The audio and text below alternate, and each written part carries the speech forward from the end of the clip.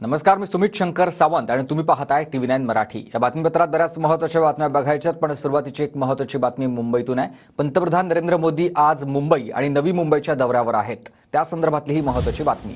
मोदींच्या या दौऱ्यादरम्यान त्यांच्या हस्ते आज 2 युद्धनौका आणि पाणबुड्यांचं राष्ट्रार्पण केलं जाणार आहे। मोदींच्या हस्ते खारघरमधील इस्कॉन मंदिराचं उद्घाटन देखील होणार आहे।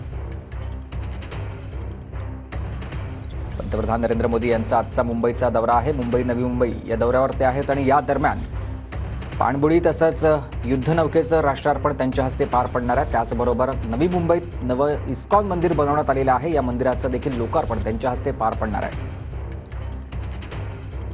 ही 2 दृश्य आहेत। एका बाजूला 2 युद्धनौका आणि पाणबुडी नौदलाच्या ताफ्यामध्ये सहभागी होणार आहेत आजच्याच दिवशी, आणि दुसऱ्या बाजूला इस्कॉन मंदिराचं देखील लोकार्पण पंतप्रधान नरेंद्र मोदी यांच्या हस्ते पार पडणार, आणि त्यासाठीच त्यांचा आजचा हा मुंबईचा दौरा आयोजित करण्यात आलेला आहे। याच दरम्यान ते आमदारांशी देखील संवाद साधणार आहेत महायुतीच्या।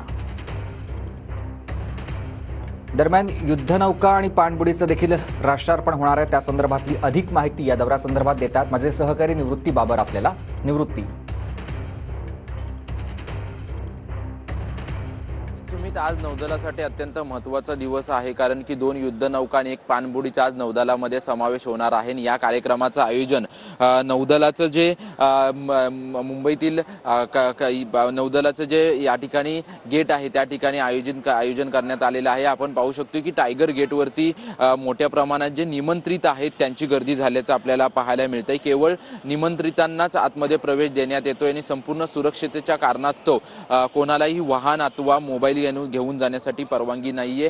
10:30 वाजता पंतप्रधान नरेंद्र मोदी या कार्यक्रमासाठी उपस्थित राहणार आहेत आणि त्यानंतर हा कार्यक्रम संपल्यानंतर महायुतीच्या आमदारांशी ते बातचीत देखील करणार आहेत। त्यांच्यासोबत स्नेहभोजनाचा कार्यक्रम देखील आयोजित करण्यात येणार आहे। त्यामुळे पंतप्रधान नरेंद्र मोदी आमदारांना काय नक्की कानमंत्र देतात हे पाहणं महत्त्वाचं आहे। तर दुसरीकडे आपण पाहतोय की नौदलाकडून आजच्या कार्यक्रमाची संपूर्ण तयारी करण्यात आलेली आहे। केवळ निमंत्रितांनाच आतमध्ये प्रवेश देण्यात येतोय आणि जे टायगर गेटवरती आपण पाहू शकतो की मोठा पोलीस बंदोबस्त या ठिकाणी तैनात करण्यात आलेला आहे। बरोबर आहे, राष्ट्रार्पण आज या युद्धनौका आणि पाणबुडीचं होईल। तर दुसऱ्या बाजूला आपण थेट जाऊयात आता